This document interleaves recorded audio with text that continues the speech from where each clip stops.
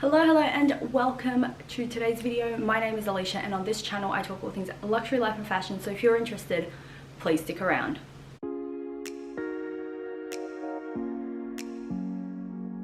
Welcome to the first video of 2024. Happy New Year. I know by the time this video goes live, everyone has had their New Year's. So happy New Year, and I hope 2024 is treating you guys well so far. So today I am going to do my 2024 luxury wish list video. Now, I've had a luxury wish list literally every single year since I was like 18, but obviously I've never made it public. I didn't really start YouTube properly until this time last year. So I've decided I'm going to make this video, and then at the end of the year we're going to touch base again and see how many of these items I actually crossed off and what I kind of went and bought on an impulse. So we are going to go based off categories, and I'm going to explain some of these a little bit. Some of these items I feel like are definitely going to be very self-explanatory, and if I can, I am going to link some photos. But first up, handbags. Now, this is kind of really simple, I guess. I'm very much content with my current collection, but that doesn't mean I don't want to add things. I definitely am not at a point where I want to end up with an ungodly amount of handbags, but I definitely do have some pieces that I've had my eye on for a while. So let's start. First up is the Dior book tote. Now, I want this in the medium size because my Louis Vuitton Neverfull is actually big enough for my laptop, but I just want something that's a little bit smaller, kind of for the size of an iPad, and something that I can still use a little bit as not so much a travel bag, but a day-to-day errands bag.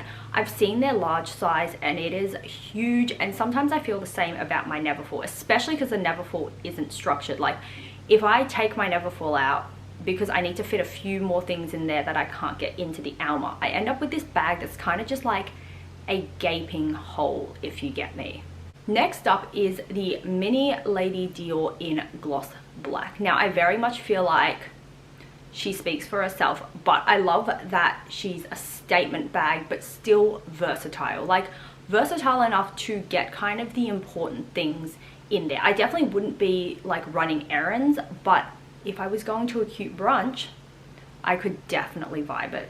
Another bag that I've come across more recently is the Jac Moose padded bag. Now, I currently have two Jac Moose bags in my collection, and as unpractical as they are, I still love them. So this bag is something I think I saw for the first time 3 or 4 months ago, and I do think it is very cute. It is larger than your typical Jac Moose bag, but we'll see how I feel about her at the end of the year, because I feel like that was definitely a very like spur in the moment. I saw her online and I was like, oh, she's cute.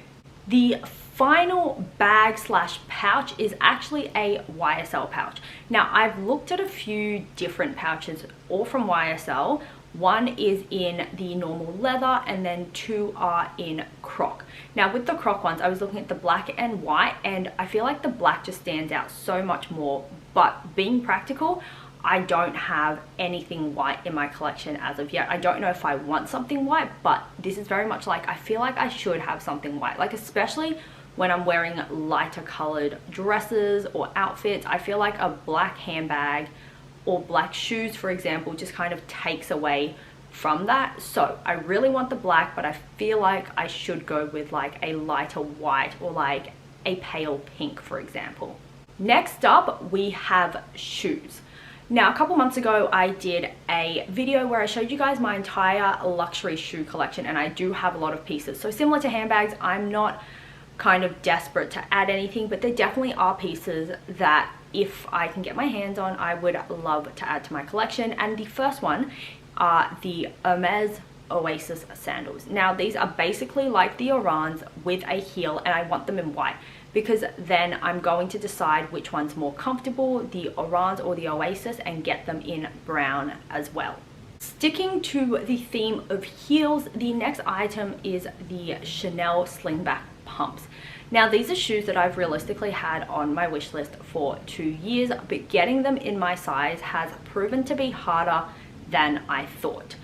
Because I'm a size 34, some shops don't stock it, some stores can't get it in, and sometimes, well, Chanel doesn't have an online website, so you actually have to go in store, and I can just never get them in my size. I've managed to find them in other patterns and colorways, but I'm kind of very set on just the one colorway because I want these to be a pair of shoes that I can actually get use out of and are versatile. And as much as I love the tweed is just not, you know, versatile when it comes to weather. So if I start to build a collection, then I would definitely add tweed pieces, but for the time being it's just the one colorway that I'm looking for. Similar to the Chanel pumps, sizing is a struggle when it comes to Loro Piani. So I've been looking at a pair of Loro Piani summer charms, and again, getting them in a size 34 is almost impossible because one, there is no Loro Piani store in Australia, there is no stockist in Australia. You have to purchase them through like a My Teresa or a Farfetch or Net-a-Porter or Lavisa Via Roma, and some of them stock a 35, some of them don't even stock a 35 and they start at 36. And so I'm either going to have to bite the bullet and buy it in a children's range in the size 34, or I'm just going to have to wait for either myself or someone I know to go to Europe and try and get their hands on a pair, because that is literally it unless I want to use a personal shopper. The next category is houseware, homeware, kind of stuff for our household. First up, in the Roundhouse. If you guys haven't seen, in the Roundhouse is this really cute brand, and they do like cutlery and crockery, and I love their plates and their serving dishes. They look absolutely adorable. I love them, and they give very like dinner party vibes. Now, we don't really host like dinner parties because our place is so small, but I definitely think if I had the opportunity to get these plates and stuff, I would love to, so that I can kind of stockpile a little bit of a collection. I feel like this is where Bubs and I always kind of butt heads. We have a lot of issues with my shopping and the limited amount of space in our apartment. So I want to buy them, and they're very much accessible. I can get them through a David Jones, I can get them like online, but I think he might kill me if I bring back any more plates and stuff, because I did a lot of shopping like with Maxwell Williams, and I bought all of these serving plates and all of these bowls and all of these little like bits and bobs, and they kind of just sit in our pantry. So I wanna, but being responsible, probably don't have the space for it. Which leads me to another wish list item, and they are Hermes cups and saucers. I love them, but I definitely think they are very much high maintenance. I did read online that you can put them in a dishwasher. I probably wouldn't put cups and saucers that expensive into a dishwasher, and how much use would I actually get out of them? Because I don't make coffee at home, and I drink tea, but do I want to drink tea out of an Hermes glass? Not too sure. Sticking with the theme of coffee, we want a coffee machine. Bubs and I have been looking at coffee machines for a while. We may bite the bullet sooner than later, but it is definitely something we want. I want to be able to get up in the morning and make a cup of coffee, as opposed to like having to rush out the door and get to work and then work out the best cafe to get a cup of coffee. Like, I'd rather it was brewing while I was like putting on a little bit of makeup or like moisturizing my skin, but that's me. Final household item is definitely a me item because it's not a Bubs item, but the Dyson Airwrap. Now, I already got the normal Dyson like supersonic hairdryer, the one that comes with like 3 attachments, and I love it. It's so good. It just feels amazing. I feel like my hair definitely does dry very different with it. I don't know if it's a technique thing, I don't know if it's a technology thing, it may be a placebo thing, but either way, I love that hairdryer. And now I want to get the Airwrap because it's like the styling tool. The only thing that's really stopping me is, honestly, I think I wear my hair dead straight a lot more than I do in waves or curls or anything, and that might be because I don't really have the tools for it. But I'm more worried that I'm gonna bite the bullet and buy like a $900 hairdryer and not use it. So few things to consider. I think I'm gonna do a couple more visits in store to Dyson before I decide whether I do or don't want to bite the bullet on a $900 hairdryer. The final category for today's videos is accessories and ready to wear. Now, I've definitely gotten more into accessorizing the clothing that I wear, whether that's with jewelry, with belts, hair pieces, sunglasses, whatnot. So we're going to talk a little bit about what I want in terms of ready to wear and jewelry, accessories, etc.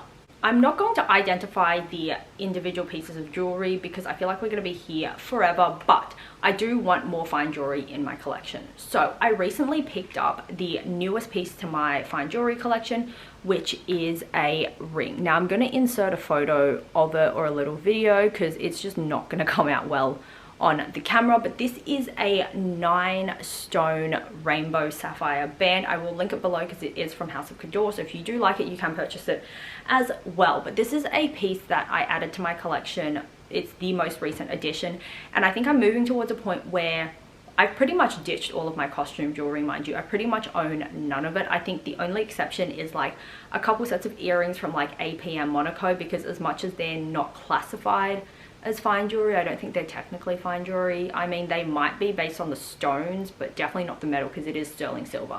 But I just want pieces that I can wear all day. I'm kind of over the whole like, oh, take off all of your rings when you shower and take off all of the jewelry. So I do want to add more pieces of jewelry to my collection, but I definitely want it to be things that I don't have to take off every single day when I'm washing, when I'm cooking, when I'm cleaning. Like, I just want stuff that can stay on 24 hours a day, that I can shower in, that I can swim in, that I can sleep in.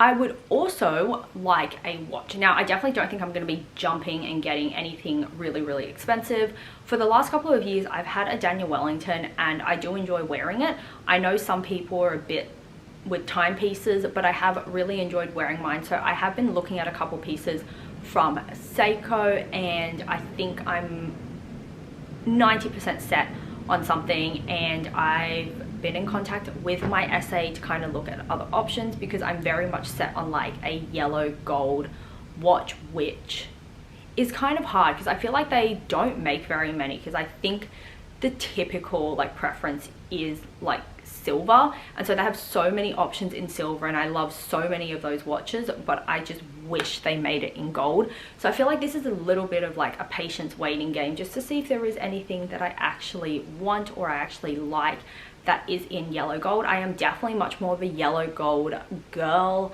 and I just want something that will match jewelry that I have, because I do have heirloom jewelry and it is all 24 karat yellow gold and a silver watch in the middle of it. I'm not really mixed metals kind of vibe. I say that even though I do own white gold, but I do lean towards yellow gold if I have the choice to.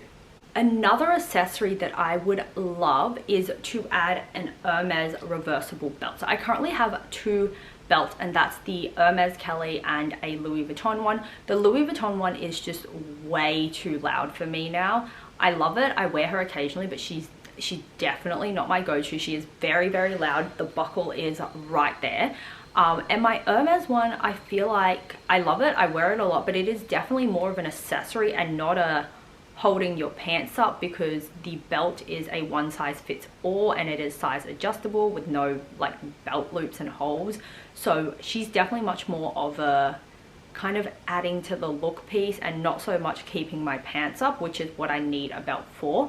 And so I wanted to get an Hermes reversible one, because then you kind of get two belts for the price of one, and I can pick a belt color combination that I like and then pick the buckle separately, so I'm not kind of stuck with a, oh, I have to sacrifice one for the other. I get to pick a belt buckle that I like, and I get to pick a colorway that I like. Finally, ready to wear.